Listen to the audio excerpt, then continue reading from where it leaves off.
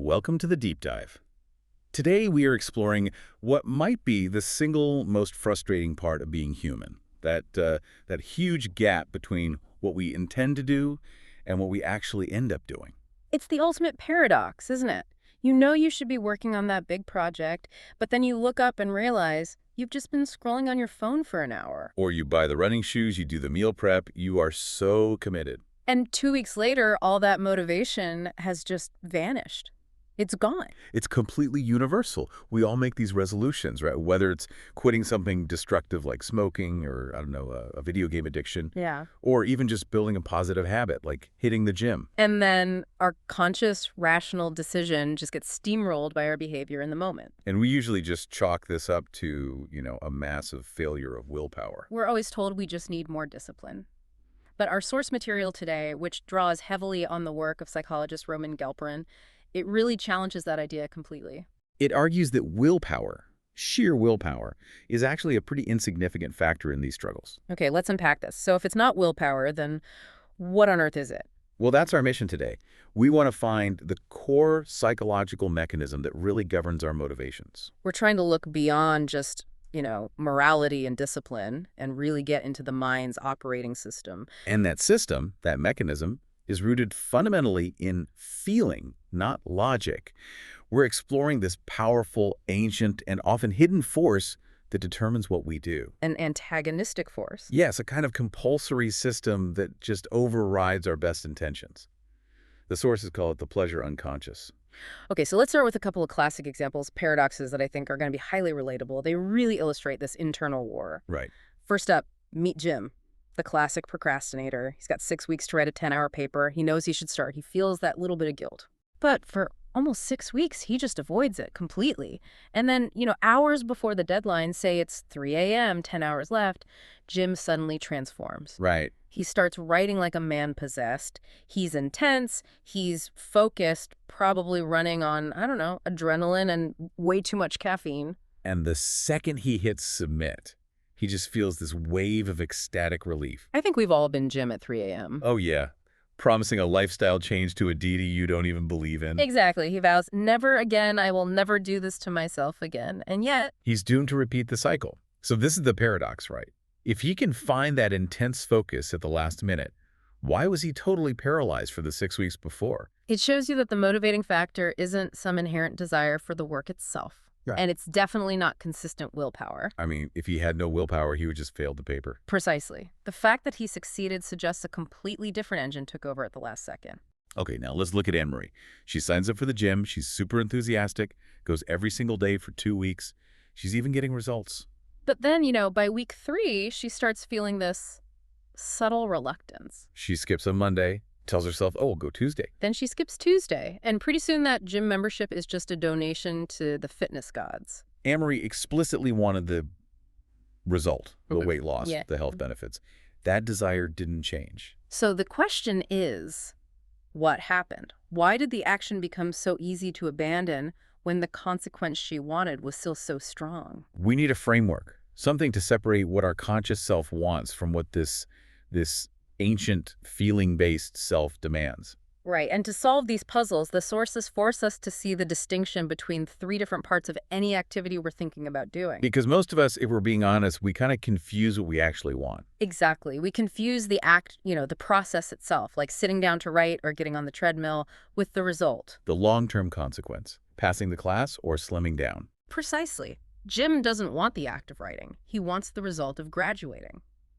Anne-Marie doesn't want the act of sweating. She wants the result of being healthy. So when Jim finally breaks through his procrastination and starts that paper, if his desire for the result didn't suddenly get stronger, what force finally outweighed his aversion to the act of writing? That force is a powerful emotion. Yeah. Anxiety. Anxiety. Yeah, Gelperin calls anxiety the future's ambassador to the present. Jim's aversion to writing is finally outweighed, not by the pleasure of getting an A, but by the huge displeasure and fear of failing the class. So that fear, that negative feeling, becomes the final compelling force. It demands immediate action just to make the bad feeling go away. Wow, that reframes the whole thing. The motivation isn't chasing a reward, it's running from a punishment. That explains deadlines perfectly. It does. But we still need that third piece of the puzzle to explain Anne-Marie and Chris, the basketball player. Okay, what's the third piece? It's the crucial, often overlooked factor, the activation energy. The activation energy, it's the effort required just to begin the activity. It's the entrance barrier, both psychological and physical. Tell us about Chris. He loves basketball, he loves the exercise, but the court is a 30-minute walk away. Right. So he thinks about the long walk, and then it's, ugh, I have to change, I have to grab my stuff. And he decides it's too much hassle, and he just stays on the couch watching TV instead. The activity is desirable, the result is desirable, but that initial effort, that activation energy, is enough of a deterrent to cause total inaction. Every single activity has this barrier. So for Ambry, it could be as small as just the effort of packing her gym bag. Or navigating rush hour traffic. Mm. If those little preparatory things feel tedious, they act as this tiny opposing force that just tips the scales towards staying comfortable at home. Okay, so we had these three competing factors: the act, the result, and the effort.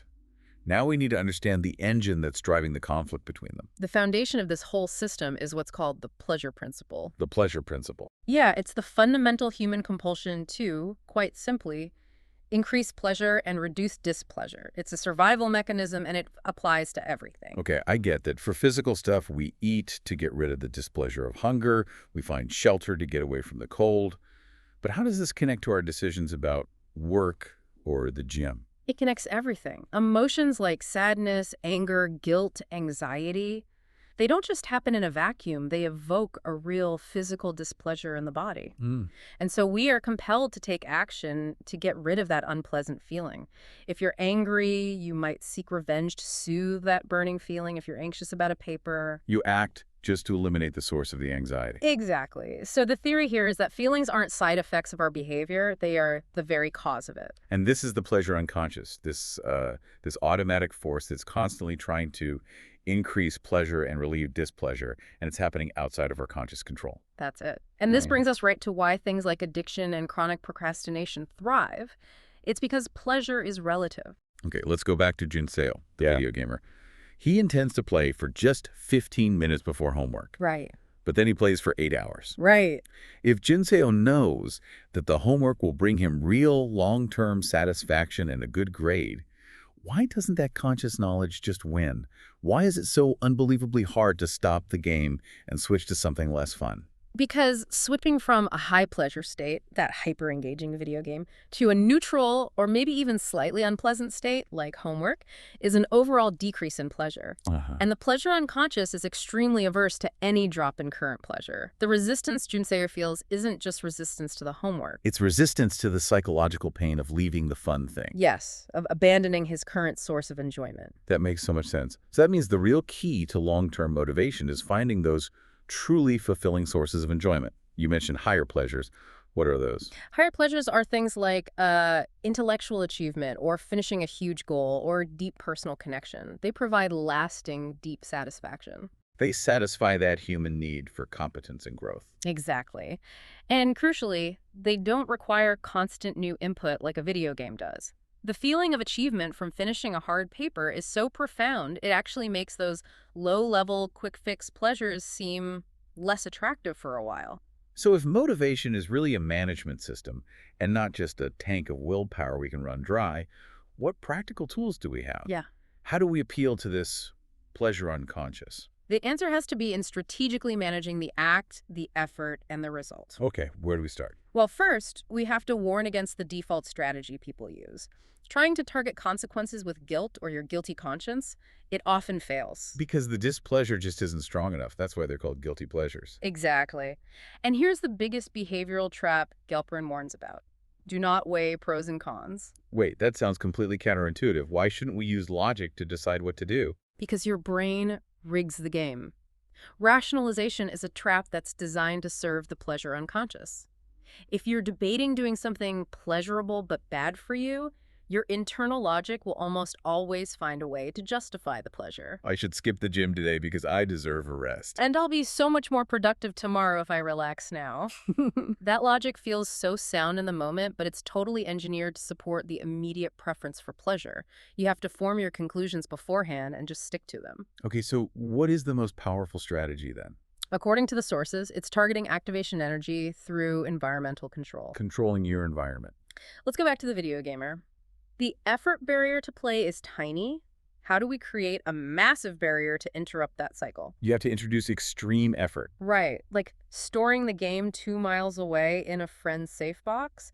The compulsion might still be there, but now acting on it requires imagining a really tedious 4-mile round trip. And that imagined effort acts as a massive deterrent. It forces the mind to reconsider. That time delay gives your rational self a chance to actually win the argument for once. And the flip side is making desired tasks easier.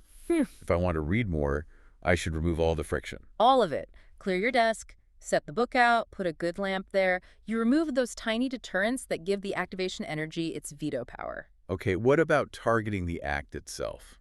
You can strategically target the act. It's about splitting your attention. You satisfy that compulsion for immediate pleasure with something that takes minimal attention. Like chewing gum or listening to music. Or drinking coffee, yeah. While you devote the rest of your attention to the boring but necessary task, like folding laundry or answering emails. And then there's that fascinating technique for just getting off the couch. The power of imagination.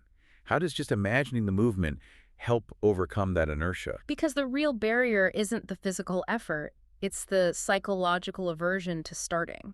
By deliberately and in detail imagining the act, the sound of your feet hitting the floor, the feeling of your muscles engaging, you create this uncomfortable psychological tension. And expectation. Yes, and your body then executes the action almost effortlessly just to relieve that tension you manufactured. It's a psychological shortcut around the activation energy. Let's apply this whole framework to Tom the sleeper.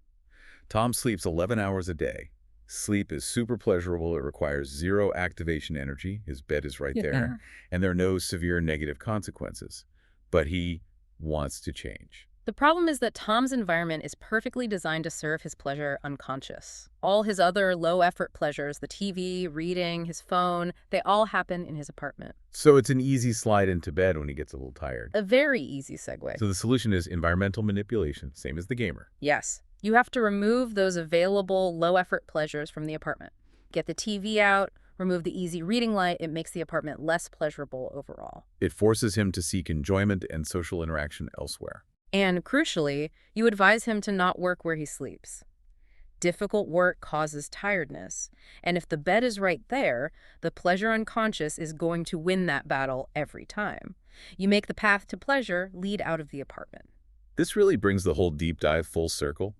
Our constant battle with procrastination and self-sabotage. It's not a failure of character. No. It's the conflict between our conscious, rational will and the automatic, feeling-based imperative of the pleasure unconscious. We're complex motivational machines. We aren't just logic-driven robots. And control isn't about raw force, it's about strategic management. It's about meticulously setting up your environment, pre-rigging the consequences, and, manipulating that activation energy. So that the path of least resistance becomes the path of healthy habit. And while these methods are essential for managing daily life, the ultimate goal the sources point to is bigger. It's about finding your calling, your passion. That high pleasure. Something that aligns your act, your effort, and your results so perfectly that you feel effortlessly propelled forward, where the struggle for motivation just dissolves into genuine enjoyment. So as you think about your own behaviors today, try to imagine Gelperin's motivational landscape. Yeah. You have these high, distant hills that represent rewarding but difficult goals. And then you have these low, close hills, easy, low-pleasure activities like scrolling on your phone or grabbing a snack. So the question to ask yourself is, Yeah. what low-pleasure activities are you gravitating toward simply because the activation energy is almost zero? And how could you physically or psychologically move those easy hills much, much further away? That is where you find the margin of victory.